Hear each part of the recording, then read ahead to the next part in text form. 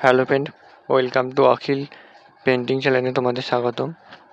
প্রত্যেক দিনের মতন আমি আজও একটা ভিডিও নিয়ে তোমাদের কাছে হাজির হয়েছি।